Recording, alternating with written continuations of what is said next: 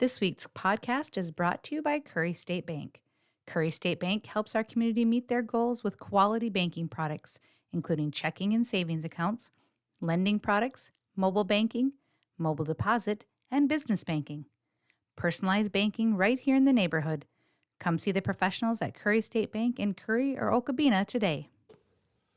Thank you for joining us for the 14th edition of the Headlight Hot Seat. My name is Prairie, your host, and today I'm honored to be joined by Mr. Jon Wendorff. Thanks for joining us, John. You bet. You're welcome. So one thing I wanted to ask, and I didn't put this on our pre-planning thing, Yep. is the name change from museum to Heritage Center. I've had people ask me what that's all about. Can you just kind of give me a short version of Yep. why the I change? can give you a short version. The reason for the change is we're more than a museum. We are a heritage center. So we're a place where more. See, I cut you off guard. I knew I'd do that to you, and I'm sorry about that. You're But fine. It's more of we're more of a museum. We are a heritage place. We are people's stories, people's artifacts, Okay. that kind of thing, and that's why the change. And I really think that when the board was talking about it, I thought we were going towards a historical society or center other than heritage center. Okay. And it got put in the minutes as heritage center, and that's what stuck. And so we didn't really go back and change it. So it's more than just semantics. It's actually there's a yes. different meaning behind those two Yes. words. Yes. Okay, so we skipped over the fun part, your bio, your personal information. Tell us about who Jon Wendorff is. He's a very busy He's more than the tall guy in yeah. town. Yeah, he's a very busy guy, and I was born in Marshall, Minnesota. I've lived in three towns in my entire life. I went to school in Waseca, Minnesota, for horticulture. I got really homesick, and I had my own car there, so all I had to really do was get in the car and drive home. And I called home and said, I can't do this. I'm coming home. And they're like, you're going to be sorry.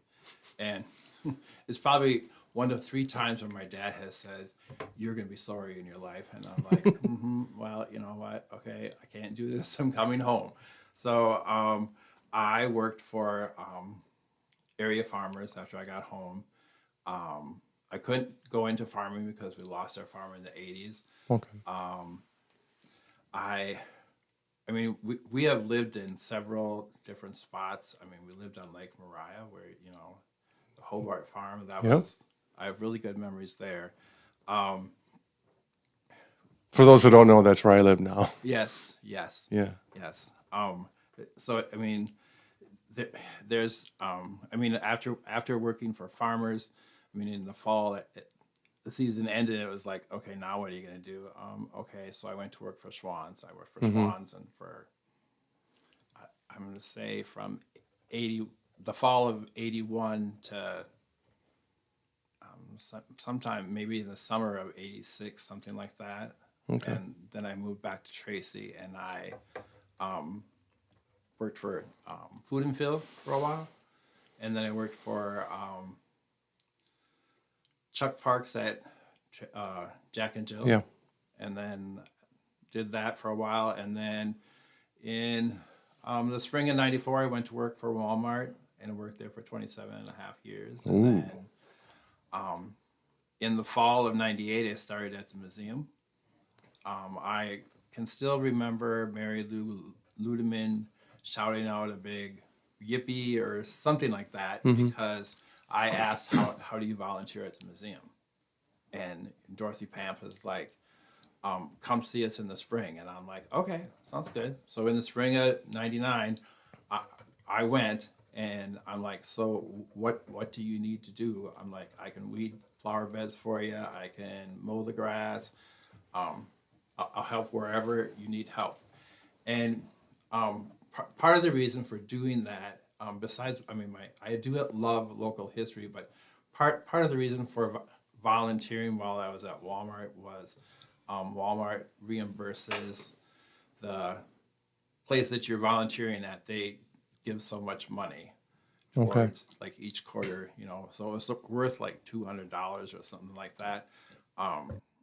So to me, it's very important to give back to your community. That, I mean, that's why I'm involved in the Lions Club and all extra little things, our church and everything. Um, so sometimes I wish I would have stayed at Wasika because I really like to garden and stuff like that. But Mm-hmm. I mean, it's okay how life is going. I mean, Things turned out pretty it's good. turned out pretty good. So do you have to be is it a prerequisite to be a history buff to work at a museum No. / heritage center? Nope. Anyone can volunteer. And we, I mean, this year we have gone through a lot of changes. Our president has made some really good changes. And going forward, I think we're on the right path. I think if we weren't on the right path, I'm pretty sure that someone would have stepped forward and said, "Hey, what are Right. we doing?" And no one's done that yet. So I do strongly believe in the way we're going. It's going to be better for the museum all around. We're trying to get the community more involved out at the museum. In doing that, we in in September, the board decided that kids should get in for free. Okay. So anyone under the age of 18 now gets in free at the museum, which has been kind of huge in the past couple of weeks. And we are open on Saturdays, you know, like 10 to 4. We're gonna try going through November.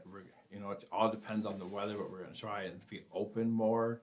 Yeah. So, I mean, because we do have a gift shop, we have books available for sale, and T-shirts, that kind of stuff. And we do have 2 buildings that are heated, so we're able to show, like in the main barn, it's a history of the museum, how we got started, the founders and their pictures, and then the older pictures of Tracy, and then our military building is heated, so people are able to, view that. And I think the military building is something very special. I mean, it has it people come back into the main barn when they're done, and like anyone who has served, their eyes are watery, and Oh, it's that's not from nice. allergies. It's because something in the military building moved them. Yeah. So That's a great addition. yes, If my Tracy math is correct, this is the 40th year. It opened in yes. 85, in June of 85. Yep, yes, And it seems like, and I can speak to it right now as we sit here, this progress never ends, does it? no, It's not just, you think of a museum as a building with a lot of stuff in it. right. Well, this is Yep. a campus with a lot of buildings within Yes. that campus. And Yes, yes, it's got to be one of the nicest, I'll say, museum for right. ease, but Yes. heritage centers around Yep. in this part of the state. I call it a diamond on the prairie. Yeah, it It's, truly is. That's well said. In fact, they're working on building number 19, if my math is correct, and that's a speeder shed to host some railroad stuff. That I think is going to be a nice addition because we're going to be able to preserve some stuff instead of having it sit outside in the elements and stuff. So let me interrupt you. Yep. According to your website, I'm going to read this verbatim. The purpose of the museum was to collect wheels from all facets of their life: agricultural, railroad, and automotive, plus all the little wheels which helped this country grow and prosper. I don't think a lot of people know that. I didn't know that. Literally, Right. we're talking about Yes. wheels here. Yes. Yep. Okay, that's pretty Yep. cool. It's all, like in some of my research that I've done, like the Red River Valley, to get there, they used ox carts.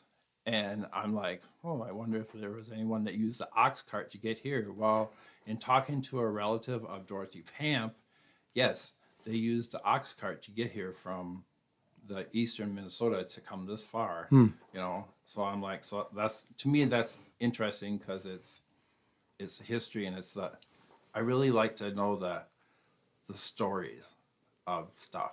You know, Yep. a recent donation, you know, is from the Rignell family, and it's, I mean, today they came with another box. Are you interested in this? Well, yes, most definitely.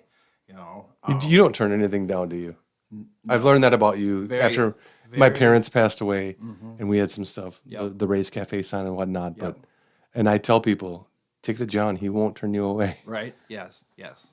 You know, I mean, if it's a piano or an organ, I'm going to probably say no. But, you know, if it has anything to do with Tracy history or the area history, I'm not going to turn it away. Right. You know, I mean, I collect postcards I collect them for the museum, but, you know, I have a collection at home. I have a collection of area depots, which I think is very interesting because it's the um, the the history of the, you know, how the area got made, how the railroad came and it branched off here and there. Well, it's so important for small towns to hold on to their history. Yes. I mean, whether it's, I know Dan over in Walnut Grove very well, and he does Yep. such a tremendous job Mm-hmm. tracking down history. And I hope people appreciate what people like him and you do. Yes. Yep. Because and that's why I'm biased here, but I love the newspaper business so much, Yep. is because we document everything. Right. Yep. And going back, and when I do my history flashback stuff, Mm-hmm.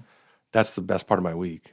Right. Because I was Yes. born and raised here, but Okay. I learned so much Right. Yep. just by reading an old Yep. paper. Mm-hmm. Yep. Yep. I can get lost reading old papers. Oh, same. You Yep, know, 'cause absolutely. You're looking for something, but look Yep. at this. Oh, let's read this. You know, it's like, Well, okay. you read so much by the time. Yes. What was I looking for again? Yep. Mm-hmm. Yep. I'm like going, oh, where's my little sticky tab? You mentioned Mary Lou. She meant a lot to you, didn't she? Yes, she did. You know, um, if she didn't have the passion, her and Dorothy Pamp didn't have the passion to keep on going, to keep adding things.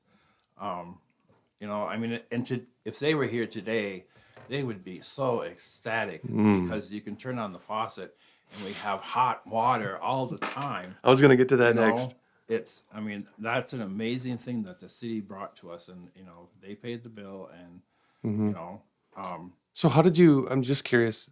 Operate without water ever? I mean, well, you could never drink the water. It was there because it come from the fertilizer plant, and I'm like, you know, there was a sign above the faucet in the bathroom, "Do not drink the water," and I'm like, oh, I don't know. that's I'm a like, welcoming thing, isn't it? I'm like, interesting. And you know, when I first started there, I hooked up a hose to water plants, you know, because I put flowers around the log cabin that were old fashioned and tied into it. Sure. And one of the ladies said, "Oh, you can't use a hose like that. It doesn't work like a regular faucet, Yeah. you know." And I'm like, "Oh, okay. Well, then how do you water things? You haul it from home." Oh, okay. Just like the old days, sure. right? Yes. So, you know, and I really think that all of the founders that have been there and have done, you know, things, I'm sure they would be very happy with us today. And especially how much we've grown to, you know, 19 buildings is amazing, you know. And the people that leave comments, either, you know, do or leave them on our, come back in and write along their name, they're always positive. You know, there's been a couple negatives, but I'm like, I answered those right away. Give me one example of a negative. For an example, in the Pamp barn, there's farm tools, and they're not labeled as to what it is. And I'm like, oh, well, that makes sense because not everyone's going to know that, hey, if you press this thing and this little wooden thing comes up, it would slice off the cheese or the butter. And, you know, like a fence stretcher, you know, it has like a, there's like two 2x4s tied together, and it's clamped over one end of the fence, and then there's a rope that you pull on the tie it to a next post or whatever, and then that's how it was. That's how they stretched out the fence.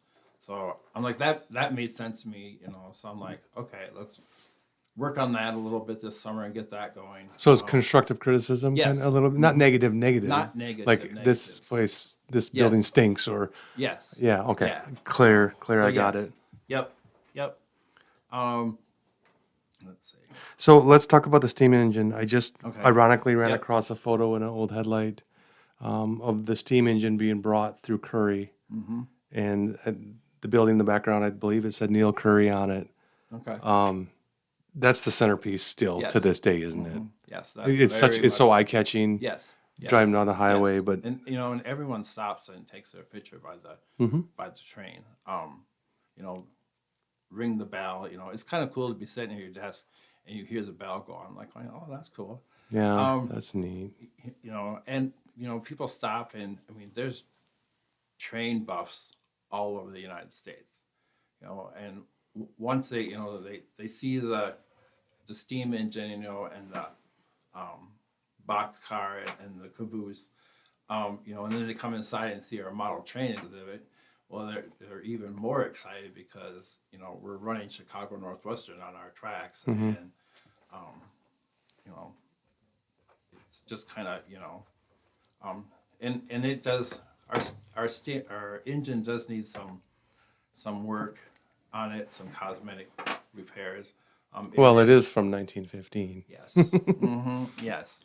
But it definitely needs a paint job, or and fix some windows from storm damage, and it is on the books to get done in a couple of years. But this is never, like I mentioned, this is never ending, isn't it? Right. I mean, because if you stopped, Yeah. I don't think you guys could stop Yes. because Yes. you're just in this groove all the time about Yes. at a building, update the buildings, Yes. new siding, new windows, Yes. whatever. You got something going on there now, don't you? What? Yes. Take me through that. We're building a speeder shed. A speeder? Speeder shed. Speeder. Okay, The Fairmont cars for the railroad workers. that's right. 9 street lights went in. Today they put up another 10 flagpoles. My numbers are right. I think that's right. And there's 3 more to go. And we're to the limit we're out of space for adding more flags. Because we don't want to lose our wow factor. There's another building that is planned for the empty spot across from the general store. That's kind of it will house model cars and of all different sizes. One individual is paying for that building. That will be his building. He's like, it might sit empty for a couple of years, but in the end, it will be something. So, and he's shared a few things. He'd like to have a fake garage look to it on the outside. So I'm like,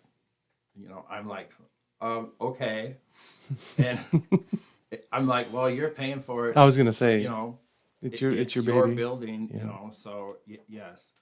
I think the thing that makes the museum so unique is, yes, Worthington has their Pioneer Village, and so does Montevideo, but ours is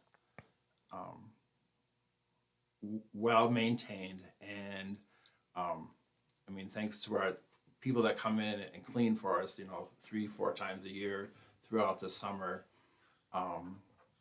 The way that our displays are set up, and we have unique buildings like the Norwegian hut Hitta, that's all rose modeling, and that's very unique. I mean, people come out of there and they're like, that's like a gem by itself. And I'm like, yes, it is.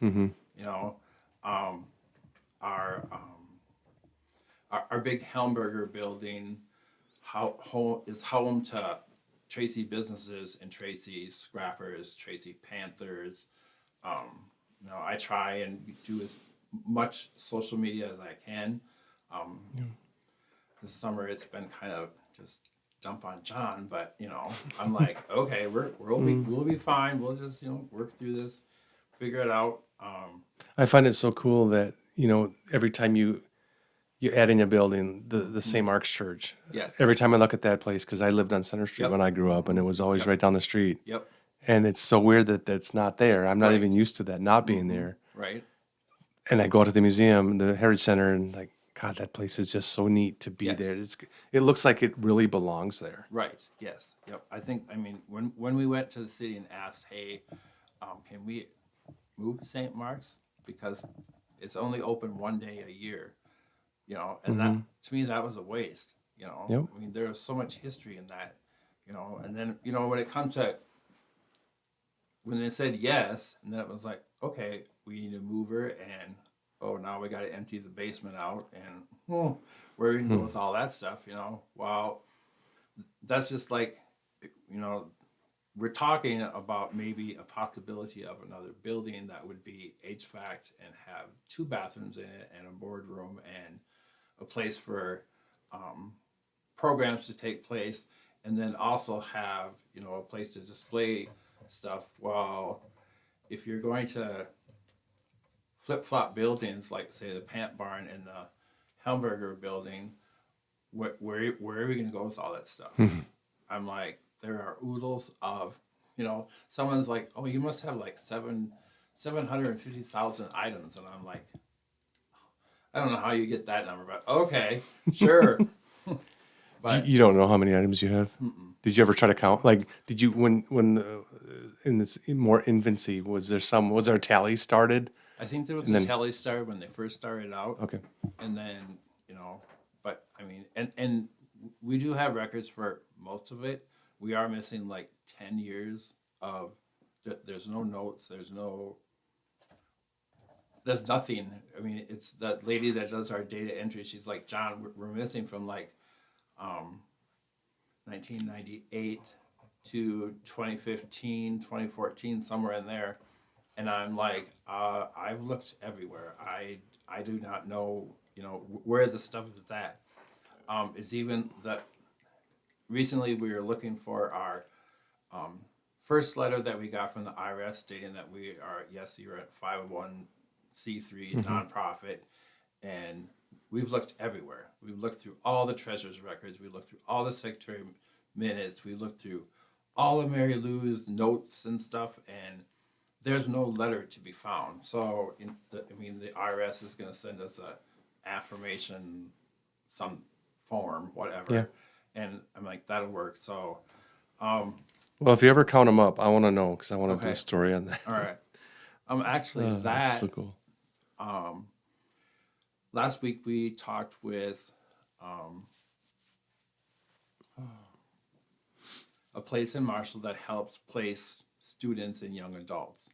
And we also had the high school, we had the superintendent there, and the principal and a teacher from the high school that helps kids go out into the workforce. We are looking at starting in January, having students come to the museum, and hopefully we can have like 3 different jobs that they can choose from, and then I hope that we can keep on expanding it so that we can have help to do different projects. Okay. This afternoon I worked a little bit, just if you're interested in writing about history, how would you go about doing that? What would you do? I've always wanted to do cemetery tours. Everyone around us does cemetery tours, and I think they're so unique and so interesting Yeah. that would be one thing for our students could get involved in. So I'm hoping that because if we don't introduce history to our young kids, they're not going to know anything. They're not going to know. And They're not going to know they should care. Right. Yes. Sure. Yes.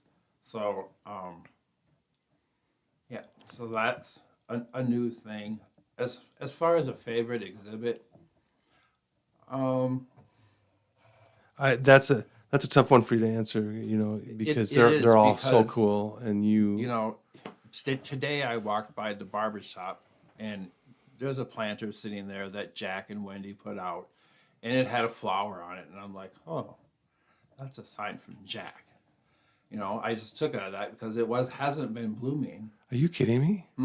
No, And it's late October. it's late October and it is No way. blooming. It's got a light Oh purple man, flower on it. I just got the chills. Yeah, I was like, oh, thanks, Jack. I'm like, okay, that's pretty cool. So, um, Jeez. you know, back to a favorite exhibit, the log cabin that come from Bear Lake Timber area. I think that one has a lot of stories that we could possibly continue to tell. Okay. I mean, the Lowell family has been back for a reunion and had their picture taken by the cabin and stuff, and have shared pictures back and forth with us. Um, You have a special day coming up Saturday. yes. Saturday, we have the Howard family descendants are returning to Tracy. There is Elias Howard is buried in the city cemetery with his wife, Martha Jane. Yep. And then there is a relative that is buried in the Pioneer Cemetery by Curry. He was hauling hay north of Curry and got struck by lightning and is buried in the Pioneer Cemetery. Okay.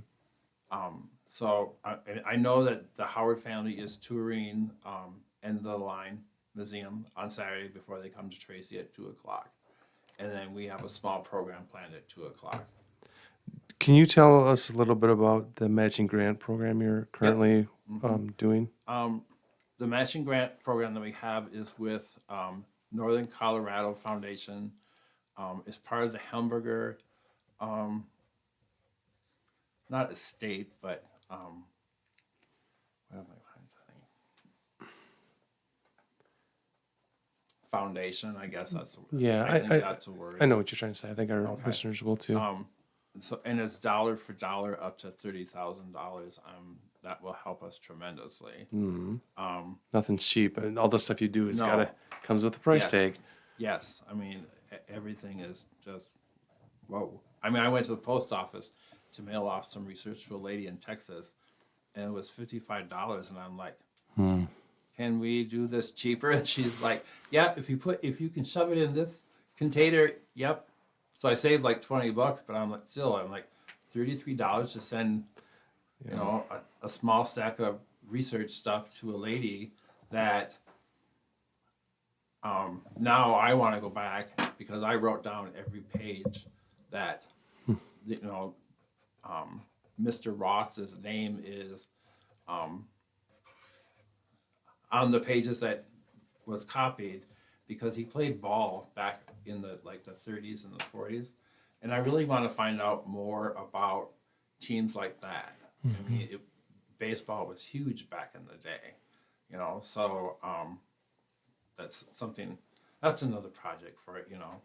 You're never short of projects, that's for sure. No. The museum is always looking for help, aren't they? Yes. Yep. What can people do if they want to pitch in, no matter what you have in store for them, whether it's Right. whatever? What can they do? People can come out and file.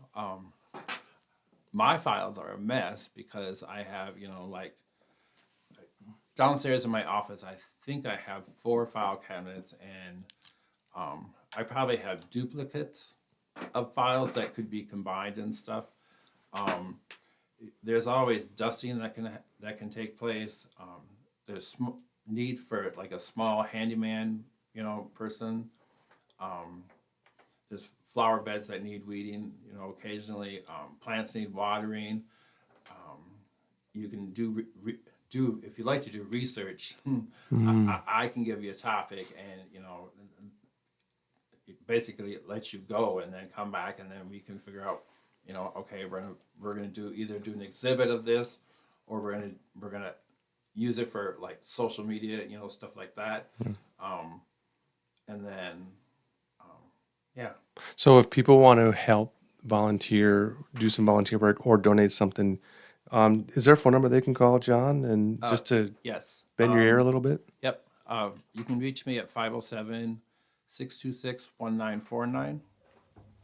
And if my car is at the museum, you're always welcome to drop in because the door's open. So When is your car not at the museum? Tuesdays, that's my Tuesdays. day off.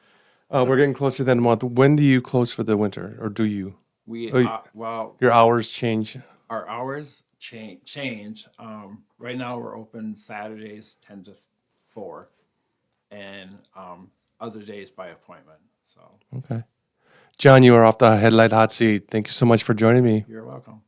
This week's podcast was brought to you by Curry State Bank. Curry State Bank helps our community meet their goals with quality banking products, including checking and savings accounts, lending products, mobile banking, mobile deposit, and business banking. Personalized banking right here in the neighborhood. Come see the professionals at Curry State Bank in Curry or Okabena today.